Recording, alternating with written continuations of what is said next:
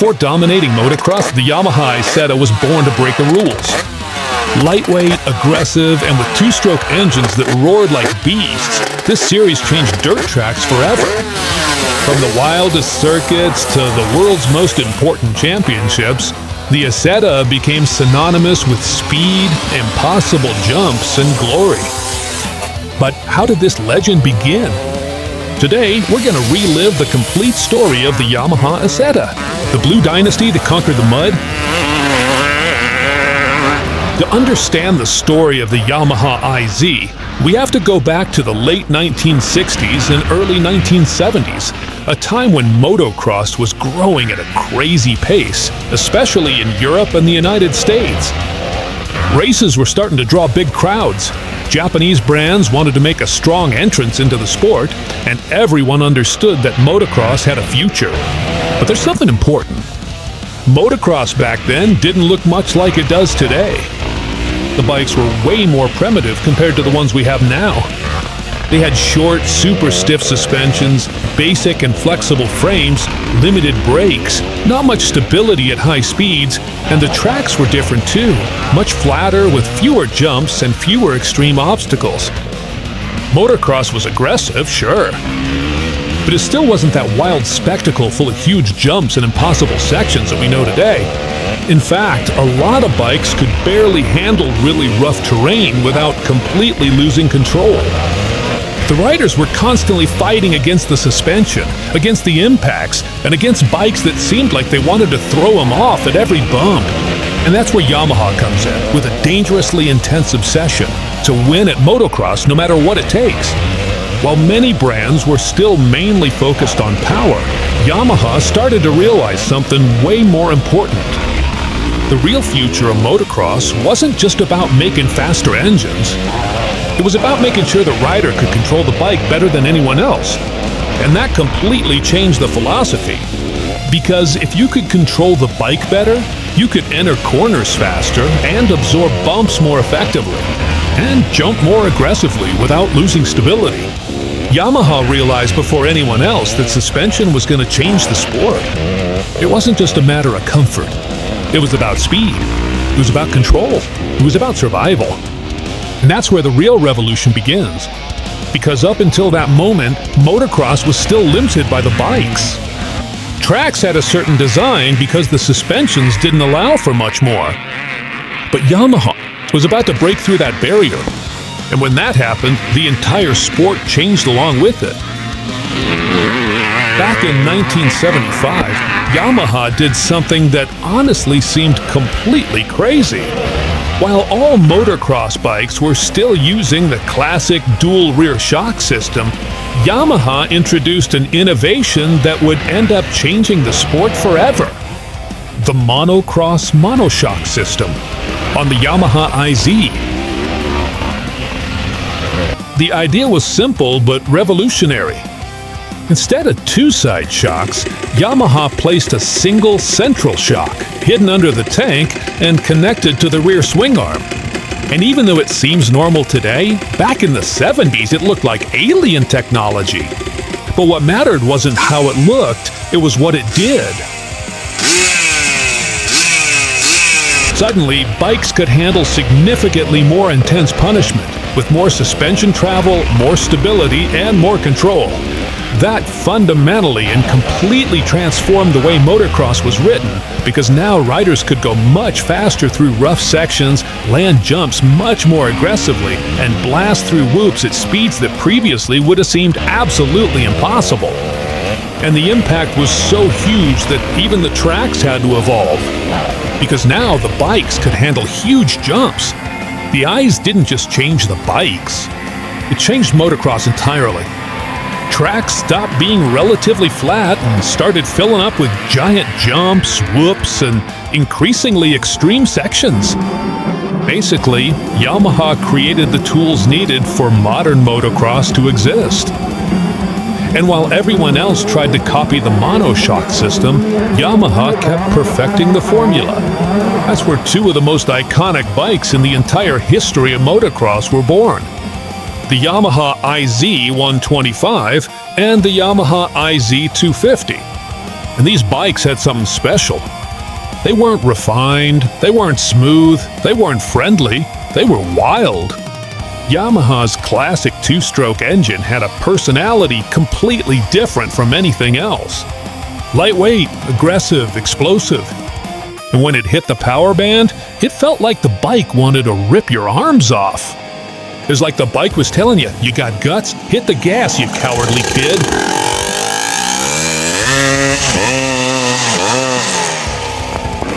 The famous kick of the two-stroke Gazetta became legendary. You'd be riding along calmly and suddenly, boom, an instant explosion of power.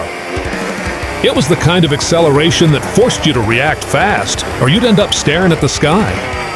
But that's exactly where the magic was.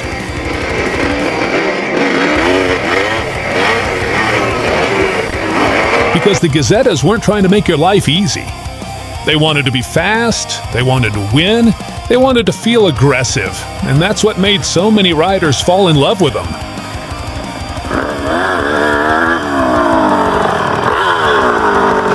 These weren't bikes for just anyone.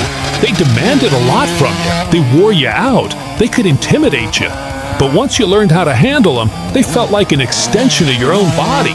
That's why they dominated motocross for so long. Yamaha had found the perfect combination, a revolutionary suspension and absolutely wild two-stroke engines. Together, they created some of the most iconic bikes ever to hit a motocross track.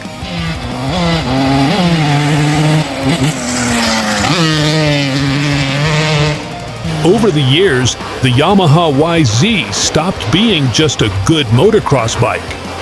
It became a dominant machine in American Supercross. And that's important because in the United States, Supercross wasn't just another category. It was the ultimate off-road motorcycle spectacle. Packed stadiums, massive jumps, an insane pace, and an absurdly high level of competition. Yamaha understood that scene perfectly. While other brands kept evolving slowly, the YZs started to develop a very specific reputation. Aggressive, fast bikes that were extremely effective on technical tracks full of jumps. And that's where names appear that would go on to become legends. Bob Hanna, Jeremy McGrath, Eli Tomac, each representing a different era, but all tied to Yamaha and the YZ platform. Especially, there's one name that changed everything. Jeremy McGrath, the king of Supercross. McGrath turned the Yamaha YZ250 into an absolute icon. His smooth, aggressive, and spectacular style fit perfectly with the explosive character of the bike. And when he won his last championship in 2000 on a two-stroke YZ250, the legend was sealed forever. Because the YZ250 had something special. It wasn't the easiest, it wasn't the tamest, but it was definitely one of the most exciting. Lightweight, brutal, and with that classic two-stroke power burst that felt like it wanted to launch you forward every time you twisted the throttle. In Supercross, where quick reactions and instant acceleration were key, that personality fit perfectly.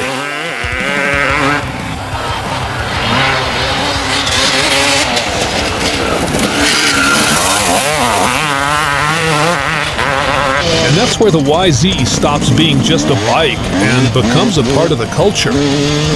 In the United States, for years, talking about motocross and supercross meant talking about Yamaha. The combination of legendary riders, historic victories, and bikes with tons of character made the YZ series build its own identity within the sport.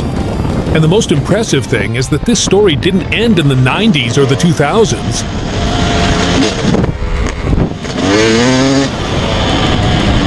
Because decades later, riders like him and Tomac are still proving that the YZ platform continues to be competitive at the highest level. And now a new generation is emerging, represented by riders like Hayden Deegan, keeping that connection between Yamaha and Supercross dominance alive. And that says a lot about the YZ, because a lot of bikes win races, but very few achieve something even harder, defining an entire era of the sport. And the YZ250 two-stroke did exactly that. It wasn't just fast, it became one of the most iconic bikes ever made for motocross.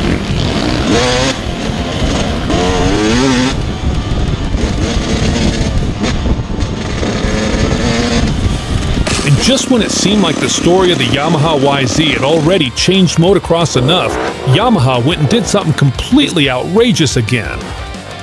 In 1998, the Yamaha YZ490F appeared. And motocross was literally shocked, because to understand what this bike meant, you have to understand the context of the 1990s. At that time, four-stroke bikes were seen almost like recreational machines. Heavy, slow, boring, and completely incapable of competing against the aggressive two-stroke engines. Professional motocross was dominated by 125 and 250 two-strokes. Everyone assumed the future would always stay that way. The sound, explosiveness, and lightness of the two-strokes seemed impossible to beat. And then Yamaha shows up with a four-stroke that starts winning races, and that's when the whole sport goes into panic mode. Because the YZ400F wasn't a slow or clumsy experimental bike. It was fast, really fast. It had a ton of torque. It had incredible traction and a more controllable power delivery than the wild two-strokes. While the other bikes would explode with power all at once, the YZ400F would find traction and just keep pushing. And when it started winning, everything changed. The AMA had to change the displacement rules. The rival brands immediately realized the threat. And within just a few years, Honda, Kawasaki, and Suzuki were forced to develop their own competitive four-stroke models so they wouldn't become completely obsolete. The YZ400F didn't just win races, it killed off an entire era of motocross. In less than a decade, the four-stroke went from being a heavy curiosity to becoming the absolute standard in professional motocross. Yamaha had changed the sport for the second time. First with the suspension and now with the engine.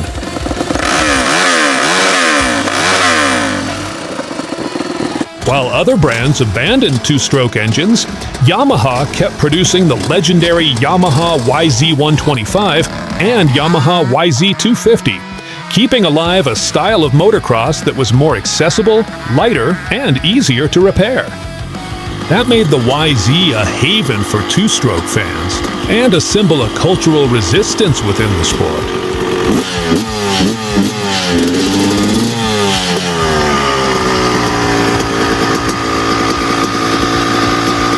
At the same time, the modern Yamaha YZ450F continues to dominate championships with riders like Eli Tomac and Hayden Deegan, proving that the YZ saga remains an absolute benchmark.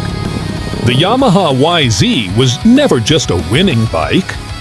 Yes, it won championships and dominated tracks around the world, but its real impact was much greater.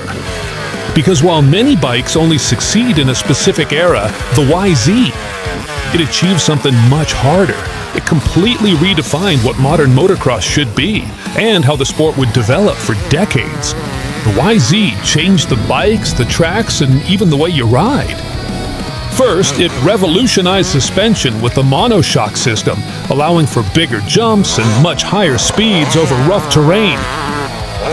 Then it changed the world again with the Yamaha YZ400F, forcing professional motocross to slowly abandon two-stroke engines and fully enter the modern era of four-strokes.